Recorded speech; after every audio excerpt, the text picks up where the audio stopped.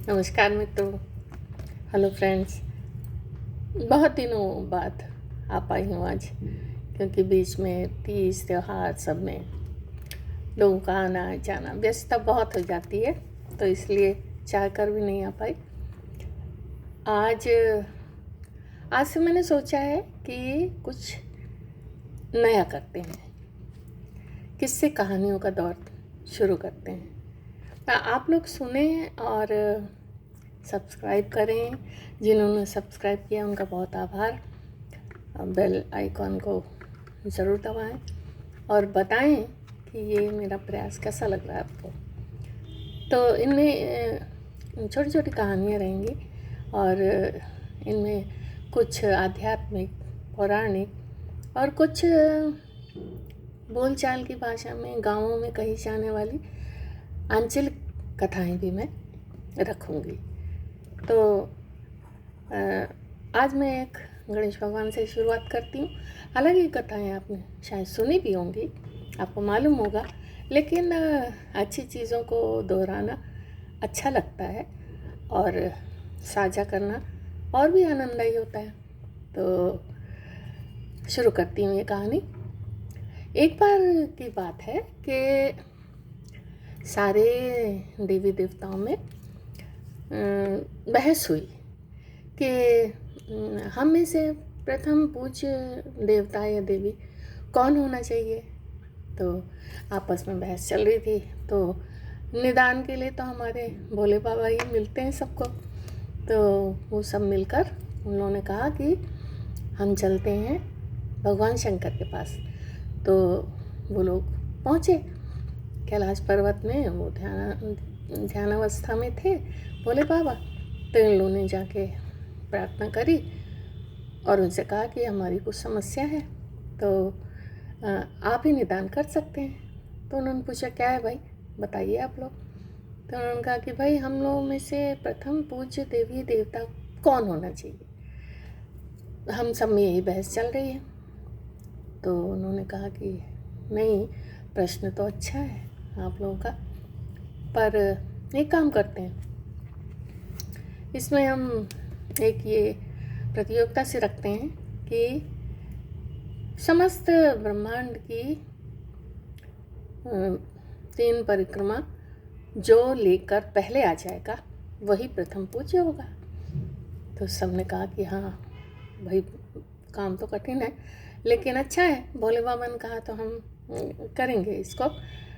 तो भाई सब अपनी अपनी सवारी में तैयार होकर जल्दी से जल्दी जाने लगे। विष्णु भगवान ने अपने गरुड़ को पकड़ा,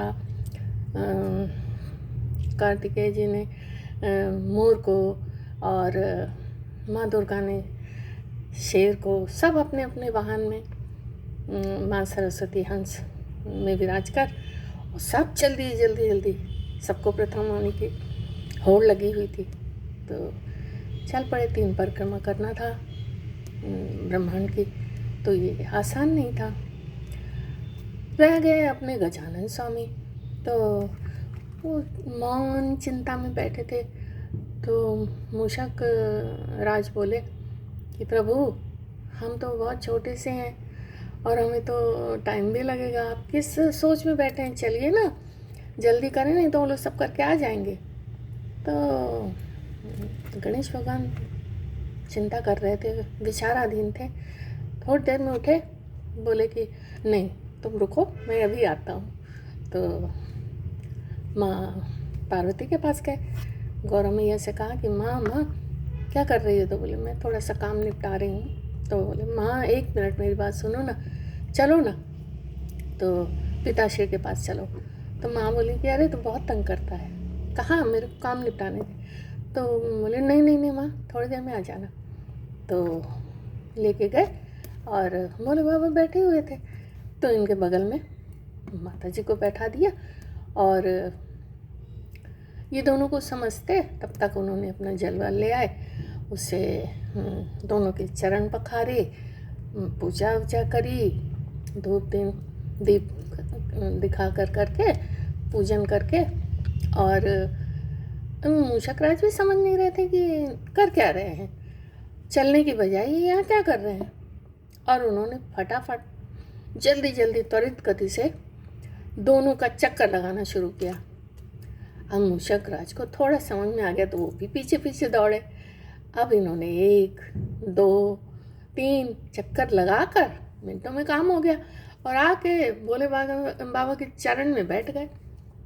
तो माँ गौरी बोली कि ये क्या किया तुमने? बोले कुछ नहीं, अभी आप बस बैठ ही रहिएगा, सब लोग आते होंगे तो उसके बाद ही आप जाइएगा, अपना काम छोड़ दीजिए, अभी ध्यान वहाँ मत करिए। माँ बोली पता नहीं क्या करता रहता है ये। बैठे रहे। थोड़ा समय व्यतीत हुआ। धीरे से विष्णु भगवान हांफते थके हुए से लौटे, आसन में विराजमान हो गए। और इधर से फिर धीरे धीरे माँ सरस्वती, लक्ष्मी माता उलूक वाहन में बैठकर वो आई। सब पसीना पोंछते थकते हारते पहुँचे। सारे लोग आ गए जब तो भोले बाबा बोले कि भाई सबसे पहले कौन आया? वो तो आँख बंद करके ध्यान में रहते हैं हमेशा। तो उन्होंने तो ये देखा वेखा नहीं कि गजानन स्वामी बैठे भी हैं और कौन, वो ध्यान में चले गए थे। आहट से आंखें खुली तो उन्होंने कहा भाई कौन पहले आया, किसको ये पद प्राप्त होगा? तो विष्णु भगवान जी बोले कि मैं ही आया। तो गजानन स्वामी बोले नहीं पिताश्री, मैं आया हूँ पहले। तो माँ बोली कि गौरव मैया बोली नहीं नहीं नहीं, ये झूठ बोल रहा है, ये तो गया ही नहीं। तो बोले गया नहीं इससे क्या मतलब? मैंने तो पूरे ब्रह्मांड की 3 परिक्रमा कर ली।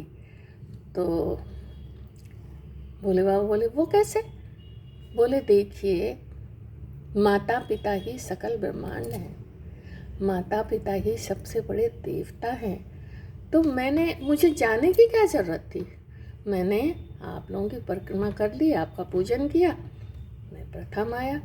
आप सबसे पूछिए क्या ये सहमत हैं? तो अब तो सब निरुत्तर हो गए। बात तो सही है, कितनी बड़ी सीख है इस कथा में।